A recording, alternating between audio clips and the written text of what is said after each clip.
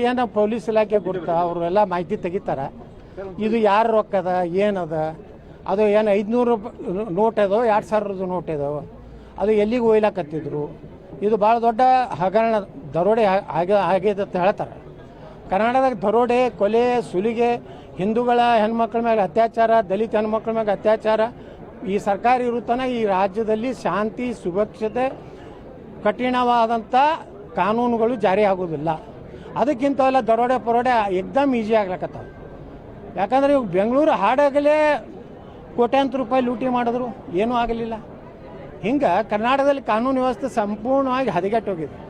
ಆ ಹದಗೆಟ್ಟದ ಉದಾಹರಣೆ ಅಂದರೆ ಬೆಳಗಾವಿಯಲ್ಲಿ 400 ಕೋಟಿ ಇತ್ತು, 800 ಕೋಟಿ ಇತ್ತು, ಇನ್ನೂ ತನಿಖೆ ಆಗಿಲ್ಲ. ಅದನ್ನು ಇಡಿ ಕೊಡಬೇಕು, CBI ಕೊಡಬೇಕು.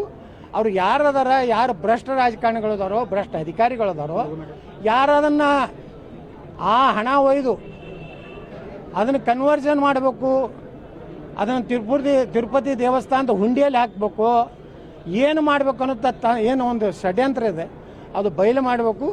ಅವ್ರದ್ದು ಯಾರು ಈ ಹಣವನ್ನು ಅಂತ ಅವ್ರನ್ನ ಕಠಿಣವಾದಂಥ ಅವ್ರ ಮ್ಯಾಗ ಆ್ಯಕ್ಷನ್ ತೊಗೊಂಡು ಅವ್ರನ್ನ ಜೈಲಿಗೆ ಹಾಕಿದ್ರೆ ಕರ್ನಾಟಕದ ಮಾನ ಮರ್ಯಾದೆ ಉಳಿತದೆ. ಯಾಕಂದ್ರೆ ಕರ್ನಾಟಕ ಮಾನ ಮರ್ಯಾದೆ ಏನು ಉಳಿದಿಲ್ಲ.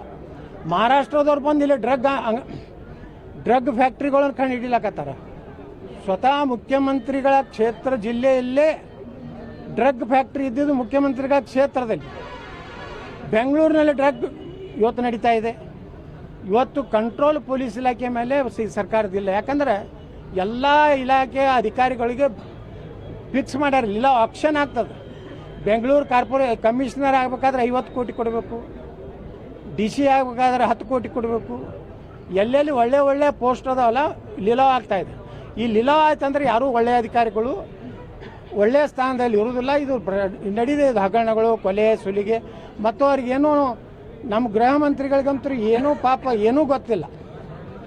ಅತ್ಯಂತ ಅಂತಾರಾಷ್ಟ್ರೀಯ ಗೊತ್ತಿರದ ಗೃಹ ಮಂತ್ರಿ ಅದು ಕರ್ನಾಟಕದ ಗೃಹ ಮಂತ್ರಿ. ಹೀಗಾಗಿ ಅವ್ರಿಗೆ 400 ಕೋಟಿದು ಗೊತ್ತಿಲ್ಲ, ಬೆಂಗಳೂರಿನಲ್ಲಿ ಮರ್ಡರ್ ಆದರೂ ಗೊತ್ತಿಲ್ಲ, ಬಿಜಾಪುರದಲ್ಲಿ ಮುಖ್ಯಮಂತ್ರಿಗಳ ಕಾರ್ಯಕ್ರಮ ಆಗಿದ್ದು ಗೊತ್ತಿಲ್ಲ, ಅವರು ಊಟ ಮಾಡಿದ್ದು ಗೊತ್ತಿಲ್ಲ, ಮಕ್ಕೊಂಡಿದ್ದು ಗೊತ್ತಿಲ್ಲ.